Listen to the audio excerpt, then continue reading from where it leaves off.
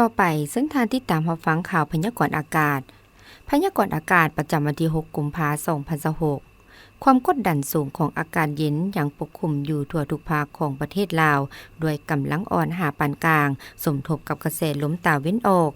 กเฉียงเหนือพัดปกคลุมซึ่งจะเห็นให้อากาศยังเย็นหาหนาวเย็นในตอนกลางคืนหาตอนเช้าพร้อมมีหมอกบางปกคลุมอยู่บางท้องถิ่นสำหรับตอนบ่ายแม้นอากาศร้อนและจะมีลมพัดแรงเป็นบางโอกาสพยากรณ์อากาศแต่เวลา 7 โมงของวันที่ 6 กุมภาหาเวลา 7 โมงของวันที่ 7 กุมภาพันธ์ 2025ภาคเหนือด้านตะวันออกพงศลีหัวพันและซิ่งขวางอากาศหนาวเย็นพร้อมมีหมอกหนาปกหุ่มอยู่ทั่วไปในตอนเช้าและจะมีลมพัดแรงเป็นบางโอกาสอยู่บางท้องถิ่นอุณหภูมิในระหว่าง 15-27 องศา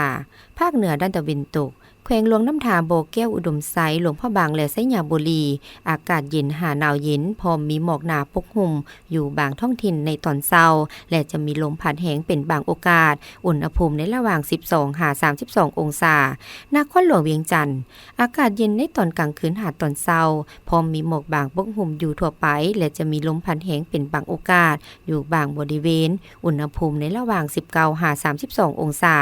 ภาคกลางแขวงเวียงจันทน์บริคำไซคำมวนและสวรรณเขตอากาศเย็นหาหนาวเย็นในตอนกลางคืนหาตอนเช้าพร้อมมีหมอกบางปกหุ่มอยู่ทั่วไปและจะมีลมพัดแรงอยู่บางท้องถิ่นอุณหภูมิในระหว่าง 16-32 องศาแขวงไส้สมบูรณ์อากาศหนาวเย็นพร้อมมีหมอกหนาปกหุ่มในตอนเช้าและจะมีลมพัดแรงเป็นบางโอกาสอุณหภูมิในระหว่าง 12-30 องศา